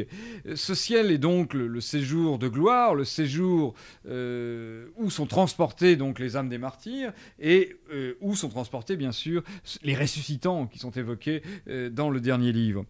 Ce ciel emprunte des éléments à la mythologie. Le dieu d'Aubigné est bien sûr le dieu de la Bible, mais c'est un dieu anthropomorphe, c'est le dieu anthropomorphe de l'Ancien Testament, mais qui emprunte également des éléments à la mythologie païenne, à la mythologie grecque et latine, et notamment à Ovide, aux Métamorphoses d'Ovide. Le dieu solaire de d'Aubigné, c'est un petit peu le soleil, justement, que l'on trouve dans les Métamorphoses, ce soleil dont le palais est évoqué au début de l'histoire de Phaéton. Et ce ciel, c'est l'Empyrée céleste, c'est le plus haut ciel, le ciel extérieur, qui est un ciel de feu incorruptible, où les anges donc transportent les âmes, et je dirais plus que les âmes, le feu que sont devenus les martyrs. Les martyrs qui ont été suppliciés sur le bûcher ne sont devenus que feu. Ils ont été débarrassés de leur enveloppe charnelle, tout leur corps s'est résolu en feu. Et ce feu est porté par les anges jusque devant le trône de Dieu, qui est un trône solaire, un trône lui-même éblouissant de clarté, qui brille dans l'éternité et dont l'éclat abolit à la fois les contours spatiaux et les repères chronologiques. Et ça rejoint tout à fait l'extase finale du poème, où ça se termine par une sorte de silence, mais aussi de blanc aveuglant. Et iconoclaste, on pourrait presque dire iconoclaste, aussi, quand même. Mais pour arriver à cette vision blanche, en quelque sorte, à cet éclat aveuglant, à cette vision littéralement aveuglante, il a fallu convoquer tout un apparat baroque qui ressemble de très près aux productions contemporaines de la Contre-Réforme. C'est extraordinaire parce qu'au fond, on a une contradiction majeure, c'est une peinture iconoclaste. C'est une peinture iconoclaste qui vise un au-delà de la peinture, en quelque sorte, à travers la destruction des images, à travers la destruction du monde. On assiste aussi à ce qui est le comble du paradoxe, peut-être à la destruction du ciel. Le ciel matériel du monde est détruit pour faire place à ce blanc, ce silence et cette blancheur illisible. C'est ineffable, c'est innommable, c'est illisible, qui est au bout de tout le théâtre de la vie humaine que d'Aubigné met en scène, ce théâtre de la nature universelle qu'il met en scène dans les tragiques.